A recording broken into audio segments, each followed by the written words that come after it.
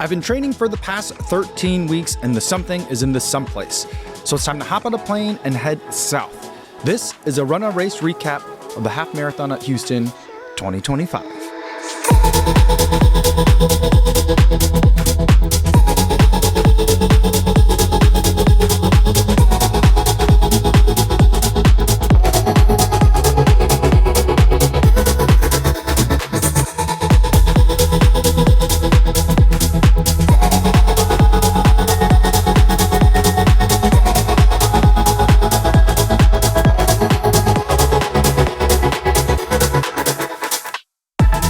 Yo, what's going on? Kofuzi here on location from Houston, where this will be the final installment of my training series, getting ready for the half marathon at Houston, not to be confused with the Houston Half Marathon. I've been training with Runna for the past 13 weeks, and Runna has been the sponsor for this series. But we got a lot to cover today because it's been 3 weeks since my last update. So let's get ready to head over to the expo to pick up my bib, and we'll start with week 11.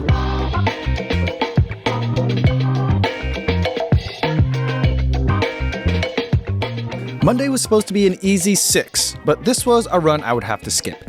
I was taking my family to my sister's house for the New Year's holiday, and we had a super early flight and then a bit of a drive. When we got there, we went for a walk on the beach and then played paddle, which is kind of like pickleball, but different, and it just wasn't the kind of day where I could slip away for a run. Tuesday, though, was a session, and I wasn't going to skip this one.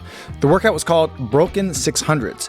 15 times 300 meters at 6:30 per mile, right into another 300s at 5:50. The rest were 90 seconds, which is a decent amount, and I felt surprisingly good. Normally, I really struggle with the Runna sessions that have a pace change within a rep because it's always run fast and then faster.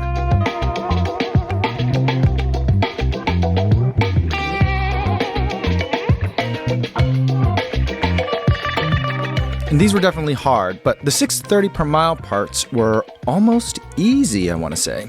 Well, they felt easy until like rep 8 or 9. After that, everything felt hard, but I felt like I did a pretty good job overall of hitting the paces.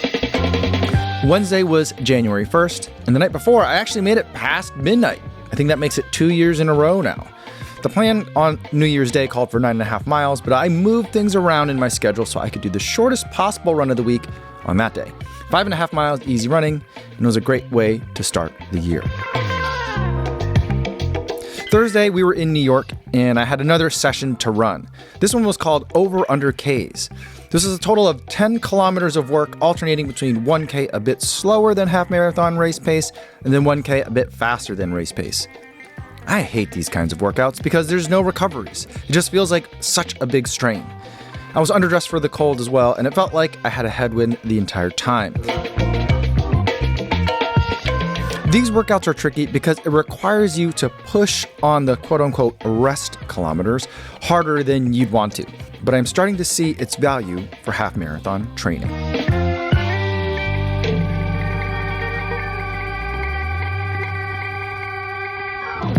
Friday called for 11 miles easy, and I started early in Times Square and picked a route that would take me over the Manhattan Bridge, then over to the Brooklyn Bridge, and then by the Statue of Liberty. It was a gorgeous morning for a run, but I did not pack the right amount of running clothes for what the temperatures ended up being in New York that day. I was freezing the entire time, but the planned end of my route was at our favorite donut shop in New York, Donut Pub, and once inside, I quickly forgot all about the cold. Saturday was supposed to be that 9.5 mile easy run that I moved from New Year's Day, but it was an even colder morning, plus I was exhausted from spending the day on my feet with my family in New York City. Plus, I was having a bit of a bathroom emergency, so I decided to turn around and head back to the hotel for a total of only 2 miles. And at that point, I was so cold, I decided I would try the hotel treadmill instead. And I knew with only 5 miles total running on the day, I'd be short on mileage, but I was going to be spending another full day on my feet with my family, so I tried not to worry about it too much. By Sunday, we were back home, and I had my long run. It was supposed to be 13.5 miles easy, but since I had skipped like 1.5 easy runs that week, I decided I would push the pace on this run just a bit and ran 2 laps around Bussy Woods at 8-minute pace. This is a little bit more than a minute per mile faster than I would normally run on my easy run, so while it wasn't a big strain, it was a bit of work. but overall it felt nice.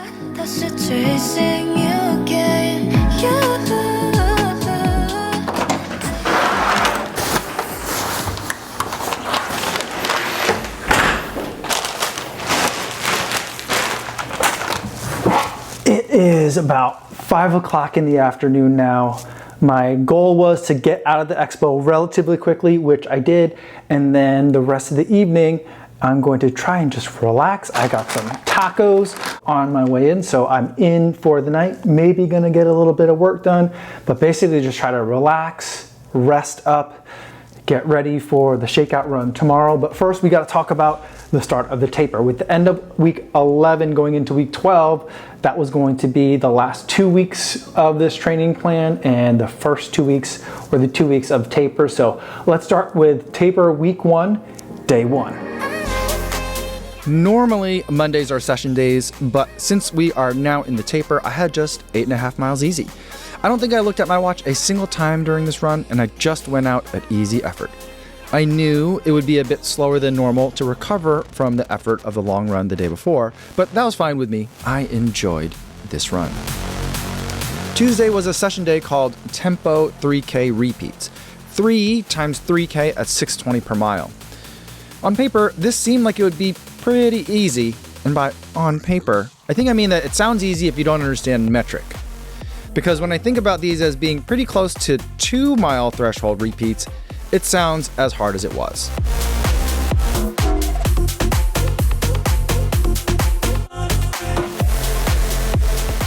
And while I was doing it, I was thinking that this is a pretty big workout for a taper. But on the other hand, I typically only like to do a 10-day taper for a marathon, and this was still more than 10 days out. And I was not training for a marathon, so maybe this level of strain would be a good thing.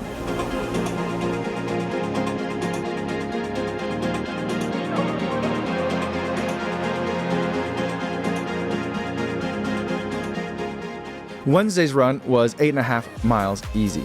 I headed out to Moraine Hills for a lap around the park, and I took the Mizuno Neo Zen for a first run.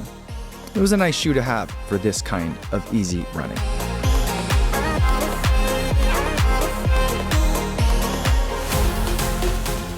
Thursday was an easy 6-mile run, and I tried a different shoe, the Diadora Nucleo 2, out for a run. It was another really cold and windy day, which means that Crystal Lake was thickly frozen over with no snow on top. I could see through the ice all the way to the bottom of the lake, and it was weird. People were ice fishing and riding dirt bikes on the ice, and yet I still felt like I might crash through the ice and into the water. I guess I just don't have that much experience on ice. Friday was a progressive long run. 5K easy, then 5K at 7:15 per mile, which is like 25 seconds per mile faster than BQ pace for my age group, and then 4K at 6:50 per mile. The 7:15s felt nice and easy, and the 6:50s felt like a bit of work. And it's hard to remember that I twice ran an entire marathon at that pace.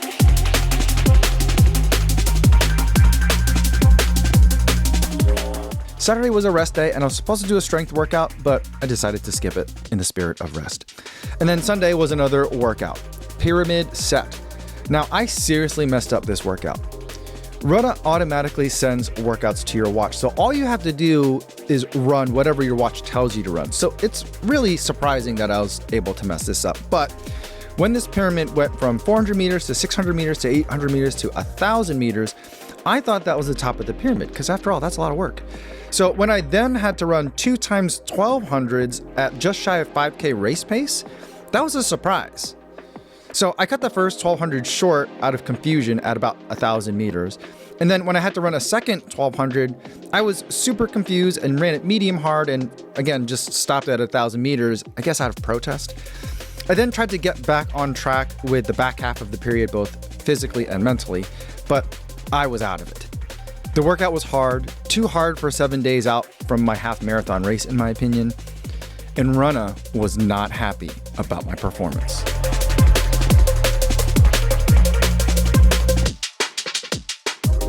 After the workout, Runna thought that perhaps I needed to reconsider the paces for the rest of this training plan. But given that we only had 1 week left before the race, I thought it was probably better to just leave things alone and not worry about reconfiguring the race plan or the rest of the training plan. Sometimes you just have a bad workout and you don't have to freak out.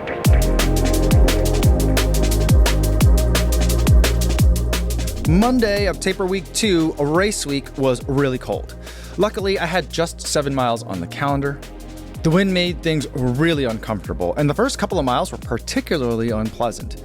But once I got the tailwind, I didn't mind so much. Tuesday was a rest day with a scheduled strength session that I again skipped. Because it was less than a week from the race, and because I had been skipping most of the strength sessions, it wouldn't make sense to kind of start doing strength now. Wednesday was my last session of the build. Race pace practice Ks. 4 times 1K at a half marathon race pace. It was pretty cold and windy and snowier than I was expecting on the path that I chose. And I don't want to say that these reps were easy, but I found myself feeling relieved that every time I looked down at my watch, I was running a bit faster than I needed to be to hit those paces. This was the confidence builder that I needed.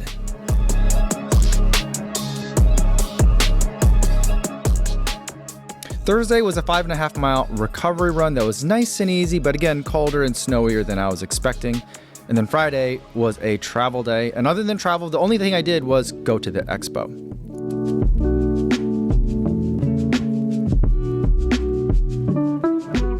I picked up my bib super quickly and then explored. I didn't have anything I needed, but I always like to see who shows up to an expo and how they show up. Brooks was huge, as they are the sponsor of this race, and the setup reminded me a lot of what they have for TRE. I wonder if it's the same booth or if it's just a similar designed booth that they have. I then stopped by to see my friend Chris at the ASICS booth. He was the one who put together the shakeout run we did in Austin last summer, and he also put together the Torchy's Taco run we did at TRE.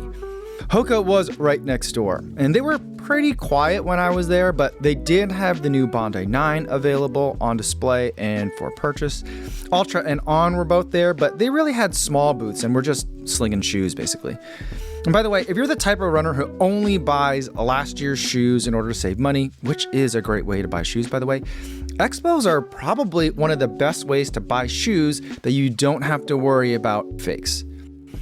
Adidas was also at the expo, and while their booth didn't look huge, they did have Evo 1s in stock, at least when I got there. They had Adios Pro 4s in stock, and they also had something that I've been looking for a long time. Adidas half tights that actually had pockets. Tracksmith was also at the expo, and they brought their truck, and they were also doing heat pressing. And that seems to be a very popular trend at expos these days. The race itself has been offering heat pressed custom merch at the expo for as long as I've been coming to this race. And now ASICS and Tracksmith are also providing ways for you to customize your race souvenir experience.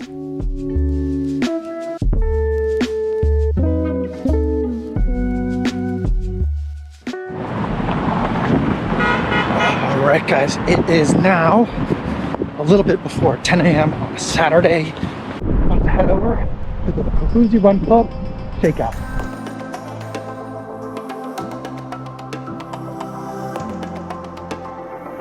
And we're almost at the meetup spot. I think there's a lot of people already there.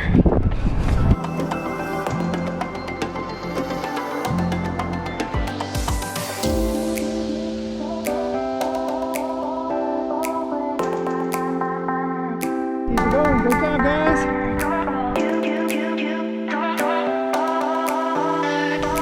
Awesome. This is now my 4th time in Houston since 2020, and this shakeout is always one of my favorites. There are friends who have been to every single run we've done in Houston, and I love meeting new friends each year, especially the ones who are new to running, where this shakeout may have been one of their longest runs ever. All right, so I had us leave the path down there because I thought we somehow missed a turn to get back up on this pathway up here. But now I remember that dog park. So I know we got to be back down there. So I'm just waiting to make sure we don't lose anybody on the way back down that way.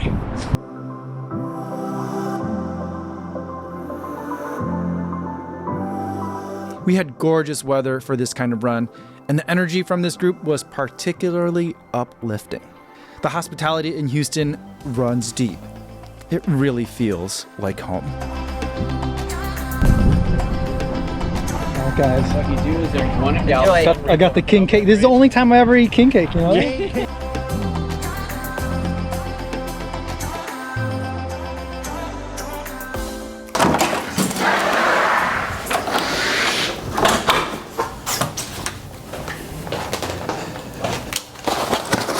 Made it back from the shakeout run. That was a fantastic event. I know it was super low key, and I wish I could have kind of done something more special for everybody, but the vibes were great. The energy was great. Perfect weather for a shakeout run. I had such a good time spending time running and chatting with everybody today. Then I got some lunch / dinner. It's probably not enough food to get me all the way through the night, but overall, the plan for the rest of the day is to take it super easy. I had a terrible night last night. This hotel room, there's like a concert or a nightclub in this building, I think, or next door, and this was the loudest hotel room I've ever slept in.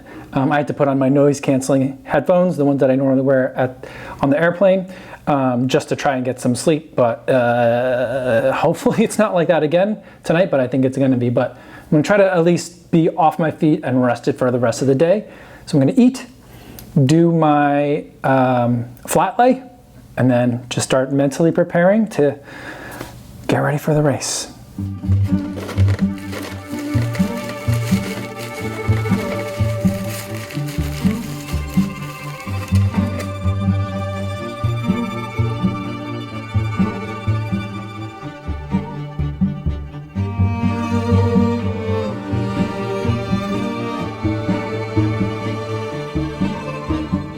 Good morning. It is a little bit after 5:30 in the morning. Race day. It is very cold and extremely windy outside. But for now, let's get warmed up for a second. Hey, how are ya? Let's get warmed up for a second. Go to drop off her bag and head back outside.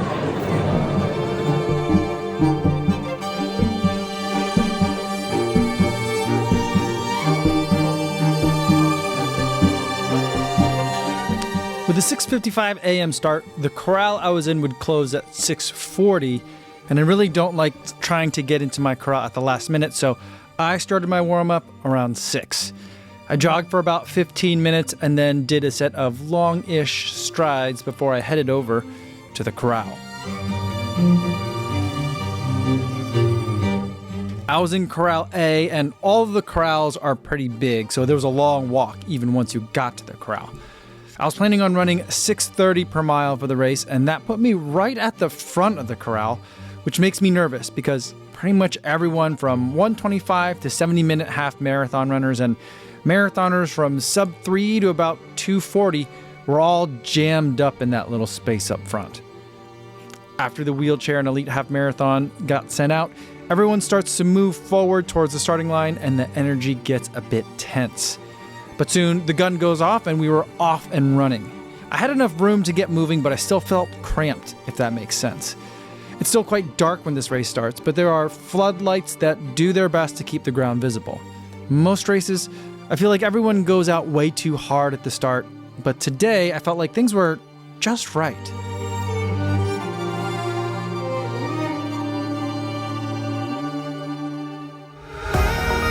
For the paces I was running, this race feels like there was a good ratio of road to runners.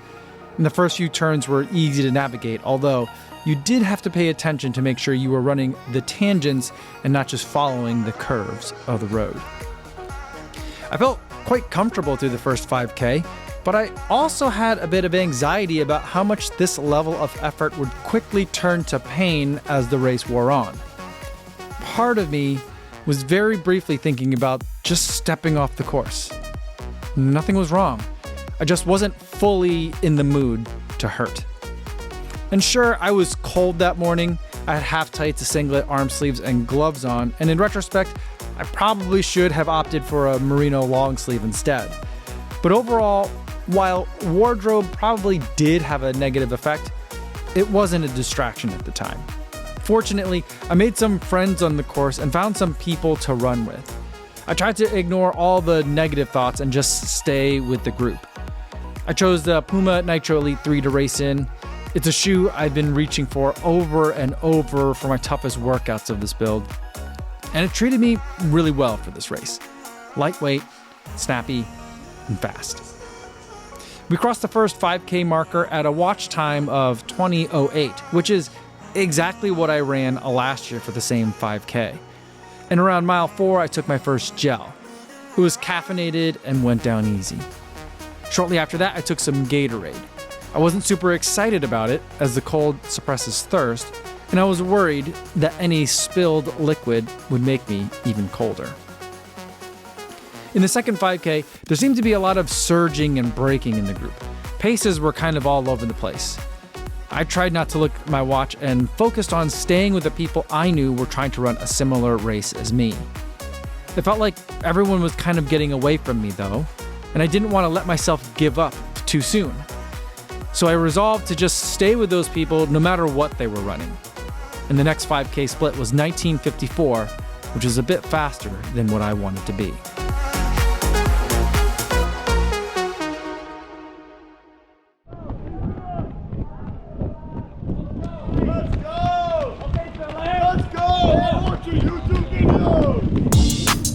During the third 5K of the race, that's where the marathon and the half marathon splits. And this is my least favorite part of this particular race. Everything seems to get really quiet after losing a lot of the people you were running with. Fortunately, as you near the fountain on the course, you hit a spot where there is a really good crowd support. Stevie76, a member of the Kofuzi Run Club, is usually there with his family, and this year they made a big head of my face, which was super funny to see. Get that PR, man! Get that PR! How do you feel? I think the wind died down. I think you're right. Yeah. I think you're right. Thank you. Go good. Proud of you, man. After we rounded the fountain, that's where things started to really fall apart. I crossed the 15K mark with a 5K split of 20:34, and that happened to be very close to how I split that same section last year. And that's precisely the section I needed to have run better if I wanted a real shot to PB. I wasn't really able to run with any groups anymore, and it just felt like I was getting passed by a steady stream of people. My strategy at that point was to just try and hold on for at least a few strides every time I got past to see if I could latch on to anyone. And eventually, there were a couple of women ahead of me that I could run with.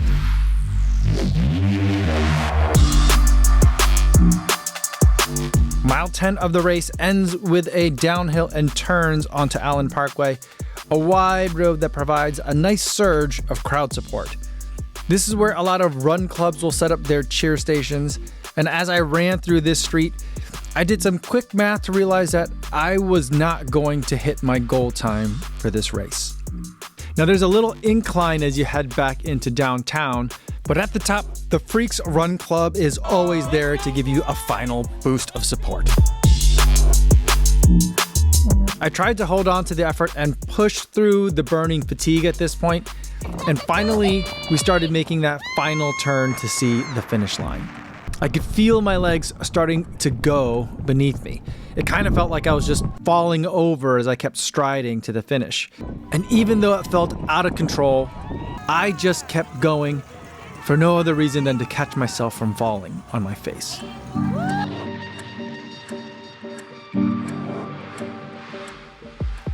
I crossed the line, and I tried to find all the newly made friends that I had run with. They all finished ahead of me, so I had to try and catch up at the finishing chute. When I found them, I thanked each of them for pulling me along, and I congratulated them for their strong performances. At the bag drop, I found Tom Wang, who works on the Coffee Club podcast, and we chatted about our races. And then I put on some warm layers, and then I headed back out into the cold. The fact that you can run a half marathon and then easily head back out to cheer for your marathon friends is a unique part about Houston that makes it one of my favorite races. I just love cheering for runners.